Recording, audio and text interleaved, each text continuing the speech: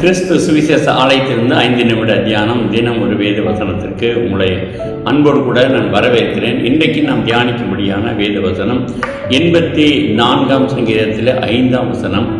உம்மிலே பலன் கொள்ளுகிற மனுஷனும் தங்கள் இருதயங்களில் செவ்வையான வழிகளை கொண்டிருக்கிறவர்களும் பாக்கியவான்கள். கர்த்தரிடத்தில் வரும் பொழுது கர்த்தர் நமக்கு பலன் தருகிறவராய் இருக்கிறார். கர்த்தர் நம்முடைய சரீரத்துக்கு வேண்டிய சகல உணவுகளையும் கொடுத்தார் என்ற நேரத்தை தினத்தில் நாம் தியானித்தோம். இன்றைய தினத்திலும் தேவனாய் கர்த்தர் தம்முடைய பலனால் நம்மை நிரப்புகிறவராய் இருக்கிறார். என்னாகமும் 23ஆம் அதிகாரம் 22ஆம் வசனம் சொல்கிறது, தேவன் அவர்களை எகிப்திலிருந்து புறப்பட பண்ணினார், காண்டாமிருகத்துக்கு ஒத்த பலன் அவர்களுக்கு உண்டு. ஆமென். அடிமைத்தனத்திலே இருந்ததான ஜனங்கள் தான், ஆனால் அவர்களுக்கு கர்த்தர் காண்டாமிருகத்தின் பலனை கர்த்தர் அவருக்கு கொடுத்திருந்தார். உபாகமம் 34ஆம் அதிகாரம் 7ஆம் வசனம் சொல்லுகிறது, மோசே மரிக்கிற போது 120 வயதாயிருந்தான். அவன் கண்கள் இருளடையவும் இல்லை, அவன் பலன் குறையவும் இல்லை. தேவன் தம்முடைய பிள்ளைகளுக்கு நல்ல பலனை கொடுக்கிறவராய் இருக்கிறார், நல்ல சத்துவங்களை கொடுக்கிறவராய் இருக்கிறார். யோசுவா 14ஆம் அதிகாரம் 11ஆம் வசனம் சொல்லுகிறது, மோசே என்னை அனுப்புகிற நாளில் எனக்கு இருந்த அந்த பலன் இந்நாள் வரைக்கும் எனக்கு இருக்கிறது. யுத்தத்திற்கு ஊக்கும் வரத்துமாய் இருக்கிறதற்கு அப்பொழுது எனக்கு இருந்த பலன் இப்பொழுதும் இருக்கிறது என்று யோசுவா சொல்லுகிறார். அவர் சாட்சியாக சொல்லுகிறார். கர்த்தருடைய சன்னிதானத்திலேயே நாம் இருப்போம் என்று சொன்னார், கர்த்தர் நிச்சயமாக தம்முடைய பலனால் நிரப்புவார். நம்முடைய வசனத்தினாலே நமக்கு பலனை தருவார், நம்முடைய வார்த்தையினாலே நமக்கு பலனை தருவார். நம்முடைய சரீரம் சூழ்ந்து போகாதபடிக்கு எப்பொழுது உற்சாகத்தோடு கூட இருக்கும்படியான பெரிய கிருபை கர்த்தர் தருவார். அப்பொழுது நாம் பாக்கியவான்களாய் காணப்படுவோம். நெகேமியா 8ஆம் அதிகாரம் 10ஆம் வசனம் சொல்லுகிறது, பின்னும் அவன் அவர்களை நோக்கி, நீங்கள் போய் கொழுமையானதை புசித்து மதுரமானதை குடித்து ஒன்றுமில்லாதவர்களுக்கு பங்குகளை அனுப்புங்கள். இந்த நாள் நம்முடைய ஆண்டவருக்கு பரிசுத்தமான நாள், விசாரப்பட வேண்டாம். கர்த்தருக்குள் மகிழ்ச்சியாக இருப்பதே உங்களுடைய பலன் என்றார். ஆமென்.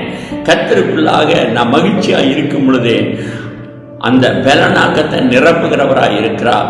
ஆமென். 29ஆம் சங்கீதம் 16ஆம் வசனம் சொல்லுகிறது, கர்த்தர் தமது ஜனத்திற்கு பலன் கொடுப்பார், கர்த்தர் தமது ஜனத்திற்கு சமாதானம் அருளி அவர்களை ஆசீர்வதிப்பார். ஆமென்.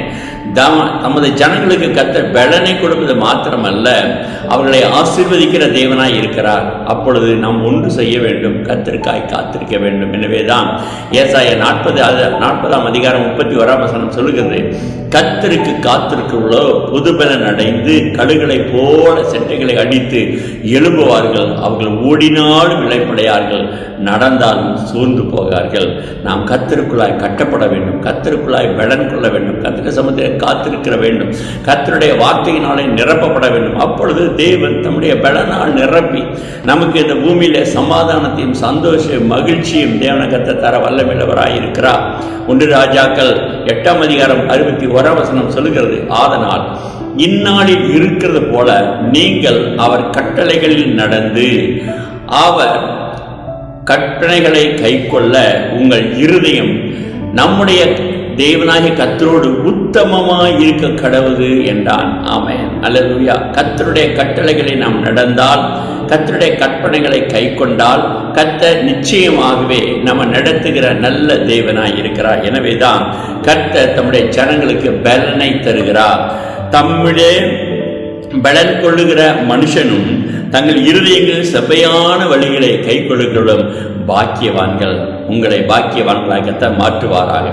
கர்த்தரோடு கூட இருங்க, கர்த்தர் உங்களோடு கூட இருப்பார். ஆமென்.